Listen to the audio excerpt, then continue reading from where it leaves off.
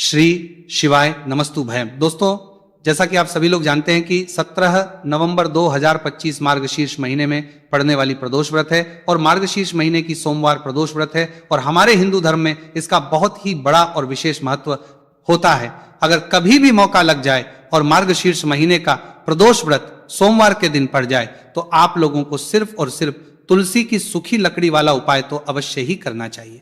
इन दोनों का संयोग बहुत ही कम आता है। इसी के साथ में गुरुजी ने अपनी शिव पुराण कथा में बताया है कि इस दिन आपको तुलसी की सूखी लकड़ी वाला उपाय तो आपको अवश्य ही करना चाहिए, क्योंकि ऐसा दिन पूरे साल में सिर्फ एक ही बार आता है। और दोस्तों, आप सभी लोग जानते हो कि सोमवार प्रदोष व्रत का अगर सबसे बड़ा कोई उपाय है तो वह आपको साल में इंदोस्ता छाले तो आपको अवश्य बरदाने के लिए जानते हो कि सोमवार तुलसी की लकड़ी वाला उपाय है।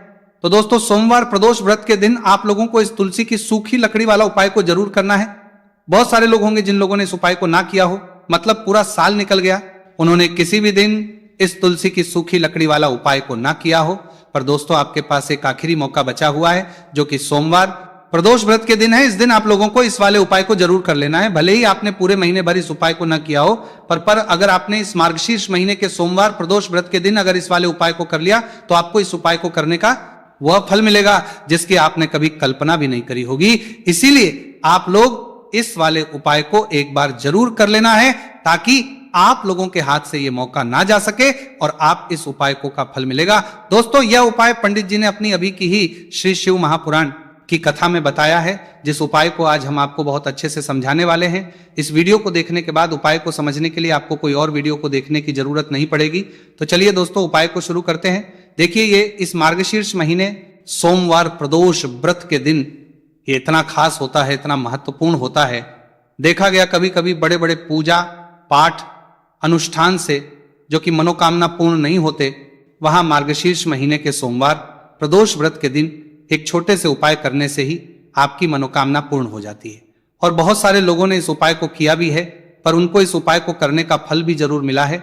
अगर आप लोग भी पूछी जाए इस उपाय को करना चाहते हैं तो आप इस उपाय को पहले अच्छे से समझ लेना, सुन लेना, उसके बाद करना। इस उपाय का फल जरूर मिलेगा। और इस उपाय को कर लेने से आपके घर में चाहे किसी भी प्रकार की दुख और समस्या क्यों ना चल रही हो, आपको उसका कारण भी नहीं पता है कि भाई ये समस्या किस कारण से चल रही है, उसका कुछ भी कारण हो सकता है, जैसे पितृदोष हो सकता है या किसी भी तरह का मंगल दोष भी हो सकता है। तो इस दिन आप लोगों को ये वाला उपाय कर लेना है। ये एक ऐसा उपाय है जिस उपाय को अगर किसी विशेष दिन पर किया जाए तो भाई उस विशेष दिन का जो है तो हमें मिलता ही मिलता है, पर हमने उस दिन पर इस उपाय को किया है तो हमें उससे भी बड़ा फल मिलता है, और फल बहुत जल्दी मिलता है, क्योंकि आप इस उपाय को बहुत ही बड़े और विशेष दिन पर कर रहे हो। तो चलिए अब उपाय के बारे में बात करते हैं, लेकिन उससे पहले आप लोगों को यह जानना आवश्यक है कि आखिर ये उपाय किस समय करना है, किसको करना है और कैसे करना है। तो चलिए हम आगे आपको वीडियो में एक एक करके बता देते हैं। लेकिन अगर आप लोग हमारे चैनल पर पहली बार आए हैं या फिर मेरी आवाज आज पहली बार सुन रहे हैं तो हमारे चैनल को सब्सक्राइब जरूर करना है लेना, और इस वीडियो को लाइक करके कमेंट बॉक्स में श्री शिवाय नमस्तुभयम ओम नमः शिवाय जरूर टाइप कर देना। तो दोस्तों, इस तुलसी की सूखी लकड़ी वाला उपाय को हमें सोमवार प्रदोष व्रत के दिन कैसे करना है, किसको करना है, किस समय करना है और कहां पर करना है, ये सारे सवालों के जवाब आपको इस वीडियो में मिल। और जो ये वीडियो देखेगा भाई, उसको तुलसी की सूखी लकड़ी वाला उपाय जरूर करना चाहिए, क्योंकि इस दिन काला तिल का भी बहुत ही बड़ा और विशेष महत्व होता है। और जब बात आ जाए तुलसी की सूखी लकड़ी वाला उपाय की, तो ये सोने पर सुहागा वाली बात हो जाती है और ये बहुत ही बड़ा उपाय होता है। अब दोस्तों, इस तुलसी की सूखी लकड़ी उपाय को आखिर करना किसको है, सबसे पहले हम लोग वो बात जान लेते हैं। तो देखो, घर की जो बड़ी माताएं बहन होती हैं, उन माताओं बहनों में से कोई भी एक बड़ी माता बहन इस वाले उपाय को कर सकती है। और दोस्तों, अगर आप चाहें तो अपने घर में से सभी सदस्यों को भी इस उपाय को करवा सकते हैं। अगर किसी व्यक्ति की खुद की कोई मनोकामना है, खुद की कोई दुख और परेशानी है जो कि वो अपने लिए ही करना चाहता है इस वाले उपाय को, तो वो खुद अपने लिए भी कर सकता है। बाकी अगर कोई घर में से ऐसा है जो कि अपने पूरे घर परिवार के सुख और शांति के लिए ये वाला उपाय करना चाहता है, तो भाई वो भी कर सकता है, हो सकता है, उसमें भी कोई दिक्कत नहीं है। कहने का मतलब यह है कि इस उपाय को हर एक सदस्य भी कर सकता है, और पूरे घर परिवार के सदस्य के लिए घर की बड़ी माताओं बहनों में से कोई एक माता बहन भी कर सकती है। माताएं बहनें अगर घर में उपस्थित ना हो या वह ये वाला उपाय ना कर पा रही हो, तो फिर घर का कोई बड़ा सदस्य भी इस तुलसी की सूखी लकड़ी वाला उपाय को कर सकता है, चाहे फिर वह पुरुष ही क्यों ना हो, उसमें कोई दिक्कत वाली बात नहीं है। उसके बाद में दोस्तों, जो अगला प्रश्न निकल कर आता है वो ये आता है, इस उपाय को लेकर कि आखिर इस उपाय को हमें किस समय करना है, सुबह के समय करना है कि शाम के समय करना है। तो देखो, इस वाले उपाय को आप लोग सुबह के समय भी कर सकते हो और शाम के समय प्रदोष काल में भी कर सकते हो। अब अगर आप पूछो कि भाई साहब सबसे उत्तम समय कौन सा रहेगा इस तुलसी की सूखी लकड़ी वाला उपाय को करना है का, तो हम बस यही कहेंगे कि इस उपाय को आप सुबह के समय करेंगे तो ज्यादा बेहतर होगा। बाकी अगर प्रदोष काल शाम के समय भी करेंगे तो भी अच्छा होगा, उसमें कोई भी दिक्कत वाली बात नहीं है। तो अब दोस्तों, जो अगली सबसे बड़ी और महत्वपूर्ण बात आती है वो ये आती है कि सुबह अगर हम उपाय को करेंगे तो हमें कितने बजे से लेकर कितने बजे तक के बीच में करना है, और शाम के समय प्रदोष काल में करेंगे तो हमें कितने बजे से लेकर कितने बजे के बीच में करना है। तो देखो, सुबह जितनी जल्दी हो सके आप उपाय को करने की कोशिश करना। बाकी अगर किसी कारणवश लेट भी हो जाओ, थोड़ी देर भी हो जाए, तो 10 या 11 बजे तक भी आप उपाय कर लेना, पर 12:00 बजे से ज्यादा देरी ना हो, ठीक है, इस बात का ध्यान रखना। उसके बाद में दोस्तों, अगर शाम के समय प्रदोष काल की बात करें, प्रदोष काल का जो समय है होता है वो शाम के 6 बजे से शुरू हो जाता है। मतलब शाम 6 से लेकर 7 के बीच का जो समय होता है, ये समय प्रदोष काल का समय होता है। तो आप इस उपाय को 7 या 8 बजे के बीच में भी कर सकते हो।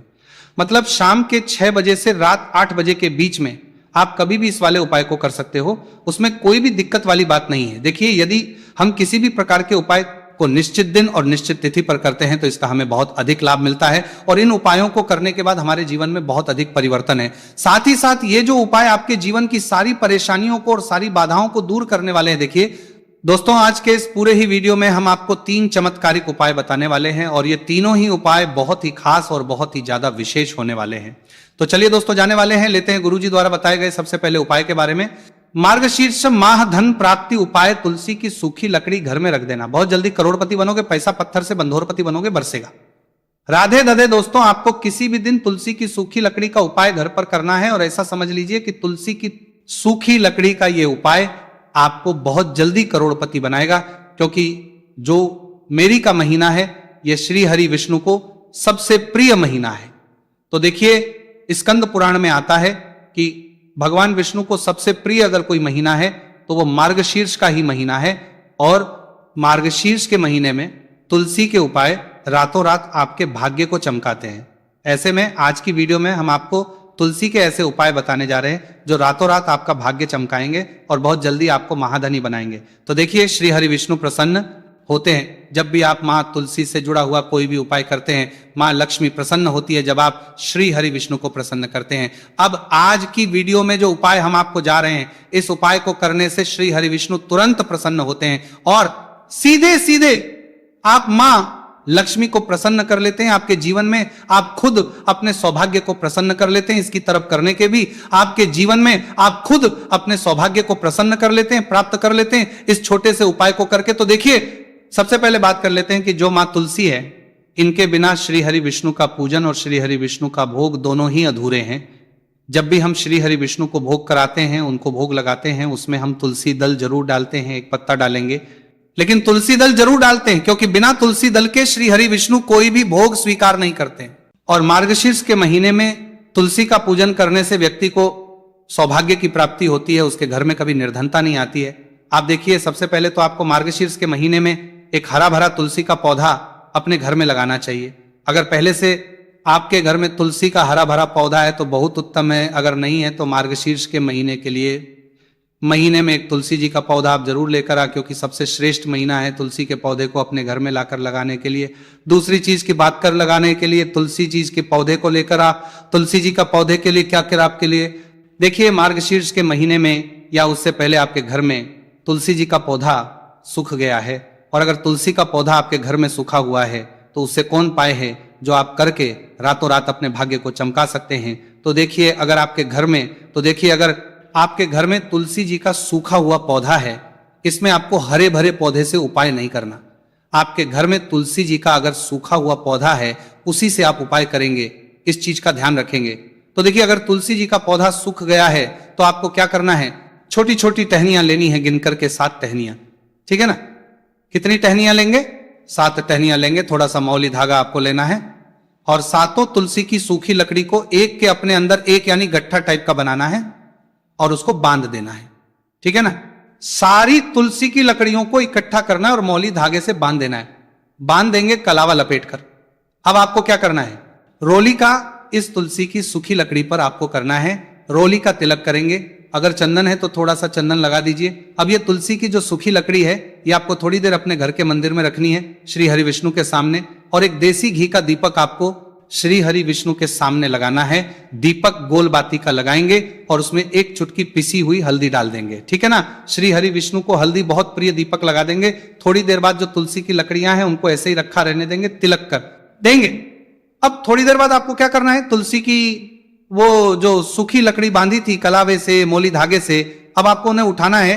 एक छोटे से लाल कपड़े में आप इसको रख लीजिए, ठीक है ना। लाल कपड़े में रख लीजिए, पीला कपड़ा हो तो पीले कपड़े में रख लीजिए। रखने के बाद आपको क्या करना है, इसकी पोटली टाइप की बना देनी है। धागे से लपेटकर मोली धागे से पोटली बना लीजिए, आराम से बंध जाती है। अब इस पोटली को आपको कहां रखना है, इसे आपको अपने घर के मुख्य द्वार पर टांगना है, ठीक है ना। अंदर की तरफ मुख्य द्वार पर अंदर की तरफ टांग दीजिए और मां लक्ष्मी का ध्यान करिए, श्री हरि विष्णु का ध्यान करिए, उनसे प्रार्थना करिए कि हे धन की देवी महालक्ष्मी, आप मेरे घर में पधारिए और अपनी कृपा मुझ पर बरसाइए। इस तरह से आपको प्रार्थना करनी है और मंत्र इस बोलना है, ओम नमो भगवते वासुदेवाय नमः 11 बार ये मंत्र बोलना है। एक दीपक आपको जिस दिन भी उपाय कर रहे हैं अपने घर के मुख्य द्वार पर प्रज्वलित करना है। चौमुखी दीपक, 4 बाती का दीपक लगाएंगे और थोड़ी सी हल्दी उस दीपक में भी डाल देंगे। मुख्य दीपक द्वार पर दीपक बाहर की तरफ लगाना है, सीधे हाथ पर, ठीक है ना। यह उपाय वैशाख में आप करिए और देखिए कि कैसे आप महाकरोड़पति बनते हैं, कैसे आपके पास पैसा आता है और कैसे आपके पास पैसा रुकता है। तो ये वही उपाय है जो रातों रात आपके भाग्य को चमकाएगा और आपको महाधनी बनाएगा। छोटा सा उपाय आपको महाकरोड़पति बनाएगा। आपके बाद करोड़पति है बनते बनाया गया देगा, अगर सच्ची श्रद्धा से आपने इस उपाय को कर लिया। साथ ही साथ मार्गशीर्ष के महीने में अगर कोई जूते का दान कर देता है, जूते चप्पलों का कोई दान कर दे इस माह में, तो समझ लीजिए उसे हर वो वस्तु मिलती है जिसकी वो कल्पना करता है, जिसकी वो चाहता है। आपने अगर कुछ ऐसा सोचा है कि हाँ मुझे ये वस्तु या मुझे ये चीज मिल जाए, मेरी ये इच्छा पूरी हो जाए, आपकी कोई भी इच्छा अधूरी है, पूरी नहीं हो रही, तो मार्गशीर्ष माह में आप चाहे किसी एक व्यक्ति को दान करें, जूते या चप्पल का दान जरूर करेंगे और फिर देखिए कि आपका भाग्य कैसे आपका साथ देता है और कैसे आप अपने जीवन में आगे बढ़ते चले जाते हैं। तो बहुत अच्छे से उपाय आपको बताया है। अब हम बात करते हैं दूसरे विशेष उपाय की। देखिए ये उपाय भी तुलसी जी के पौधे के वहां पर करना है आपके भाग्य का उदय करने के लिए। आपके घर में धन सम परेशानियां हैं, कर्ज की समस्या अगर दिन पर दिन बढ़ती जा रही है, खत्म नहीं हो रही है, बहुत ज्यादा परेशानियां हैं, तो आपको ये उपाय करना चाहिए। देखो करना क्या है, बहुत ध्यान से समझना। आपको मात्र तांबे के पात्र के अंदर जल लेना है, उस जल के अंदर एक चुटकी आपको हल्दी मिला देनी है, ठीक है। और साथ में लेना है एक कमल गट्टा, या केवल उपाय मार्गशीर्ष सोमवार प्रदोष व्रत के दिन करना है। अगर आपको ऐसा लगता है कि आपके जीवन में अष्टलक्ष्मी का वास नहीं है, भाग्य का साथ आपको नहीं मिल पा रहा है, तो आप ये उपाय शनिवार के दिन कर सकते हैं, सोमवार प्रदोष व्रत के दिन भी कर सकते हैं, ठीक है। शनिवार सोमवार दोनों दिन आप ये उपाय कर सकते हैं। देखो करना क्या है, इस जल के पात्र के अंदर हल्दी डाली और एक कमल गट्टा डाला। अब आपको तुलसी जी के वहां पर जाना है।